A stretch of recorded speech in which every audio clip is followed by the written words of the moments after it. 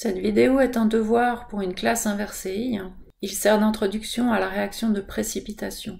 Dans un premier temps, on observe un exemple et ensuite on le formalise sous la forme d'une équation globale, d'une équation ionique, puis d'une équation ionique réduite. Enfin, on voit quelles sont les conditions dans lesquelles on peut observer une précipitation. Le but est, au retour en classe, de pouvoir travailler concrètement sur une réaction de précipitation à l'état macroscopique et de pouvoir représenter à l'échelle submicroscopique ce qu'il se passe.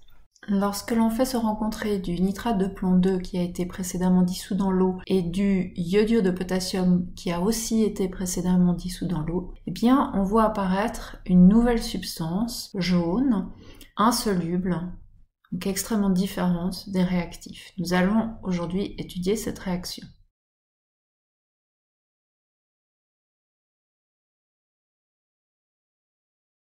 Reprenons l'exemple en analysant les contenus. Dans l'éprouvette, nous avions de l'eau dans laquelle nous avons dissous de l'iodure de potassium, donc un solide blanc.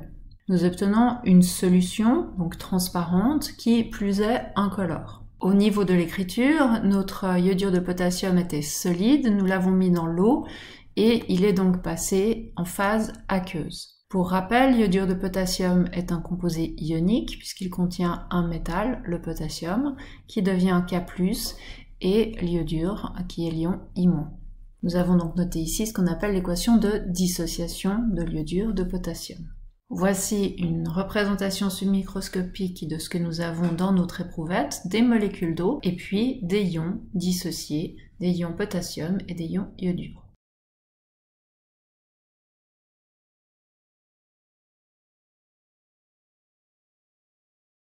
Dans la substance qui a été introduite dans l'éprouvette, donc à l'aide d'une pipette ici, eh bien nous avions de l'eau, mais également du nitrate de plomb 2, qui était au départ solide, donc un solide blanc, et que nous avons également dissous dans l'eau, ce qui nous a donné du nitrate de plomb 2 aqueux. Il s'agit d'une solution, c'est-à-dire que nous avons ici quelque chose qui est entièrement dissous. Si c'est entièrement dissous et que nous avons ici un composé qui est ionique, eh bien nous savons que nous avons affaire au ion Pb2+, et NO3-, c'est-à-dire plomb 2 et nitrate. Donc ce qu'on a représenté ici, c'est l'équation de dissociation du nitrate de plomb 2 au moment où nous l'avons mis dans l'eau. Celui-ci, étant soluble et ionique, a été dissocié. Voyons encore le modèle submicroscopique. Nous avons donc dans notre solution des molécules d'eau, des ions plomb 2+, et des ions nitrate.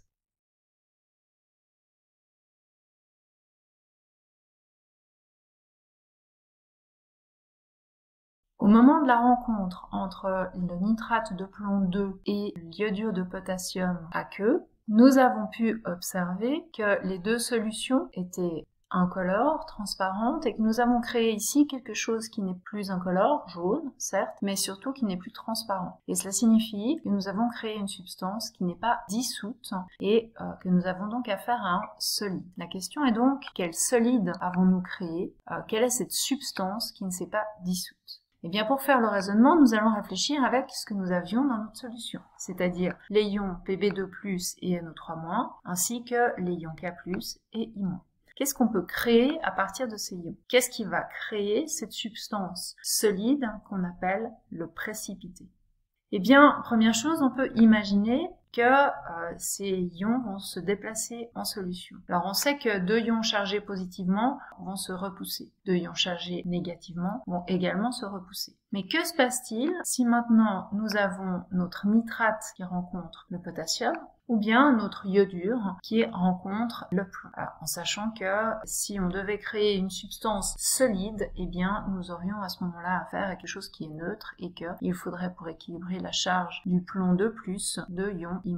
Eh bien, pour trouver une réponse à cette question, nous avons besoin de la table CRM. Je reviens à la question, est-ce que KNO3 est insoluble et à ce moment-là sera le précipité, ou au contraire, est-il soluble et donc restera-t-il aqueux? Est-ce que PbI2 est insoluble et donc il serait le précipité, ou est-il soluble et à ce moment-là resterait-il aqueux? Eh bien, nous allons chercher cela dans notre table. Nous allons chercher à l'intersection de la colonne NO3- et de la ligne K+, et nous voyons ici que nous avons une substance dont la solubilité dans l'eau est supérieure à 1 g par litre, donc quelque chose qui va rester aqueux.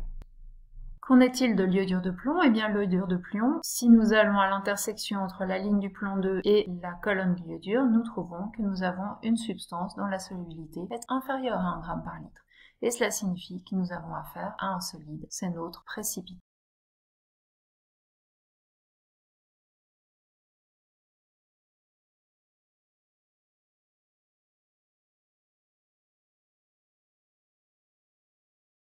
Nous allons maintenant essayer de représenter le fait que lorsque l'on mélange du nitrate de plomb 2 aqueux et de l'iodure de potassium aqueux, nous créons de l'iodure de plomb solide et annexement du nitrate de potassium aqueux.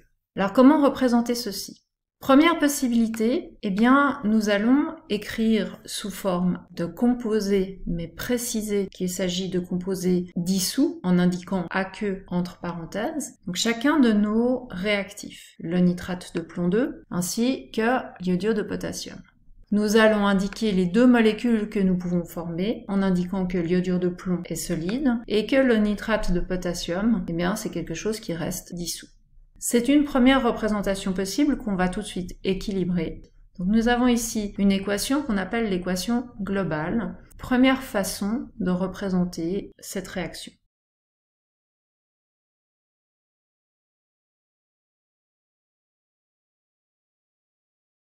L'équation globale est très utilisée. Malgré tout, elle oublie de faire mention du fait que nos réactifs sont sous forme ionique. Alors, un chimiste sait que le nitrate de plomb, par exemple, est un composé ionique. Il sait que si on a indiqué qu'il était aqueux, c'est qu'il a été dissous, et que donc, s'il est dissous, c'est qu'il est dissocié. Mais pour plus de clarté, on peut aussi écrire cette équation en indiquant tout ce qui est ionique et aqueux sous forme dissociée. On recopie donc notre nitrate de plomb, mais en le dissociant. On indique que dans notre nitrate de plomb 2 aqueux, il y avait un ion plomb 2 aqueux et 2 ions nitrate aqueux. On fait de même avec le Ki. On n'oublie pas que le 2 placé devant la molécule indique qu'il y a du coup 2 K+, mais aussi 2 I-.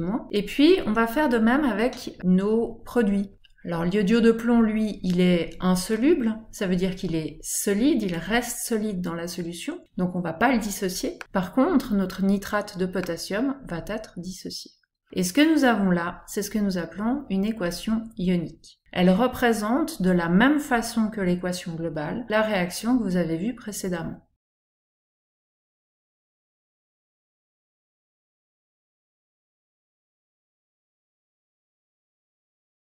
On pourrait tout à fait même résumer cette réaction à une rencontre de deux ions qui forment un solide. C'est-à-dire, si on regarde pour le nitrate et pour le potassium, ce sont des ions pour lesquels il ne se passe rien pendant cette réaction.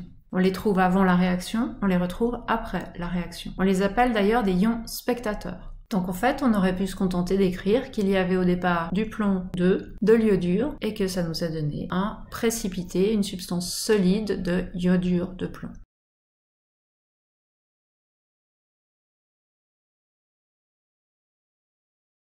Nous venons donc de représenter la rencontre du nitrate de plomb 2 et de l'iodure de potassium sous la forme d'équations de réaction et nous avons ici pu l'observer sous la forme macroscopique. Seriez-vous capable de la représenter sous la forme submicroscopique ?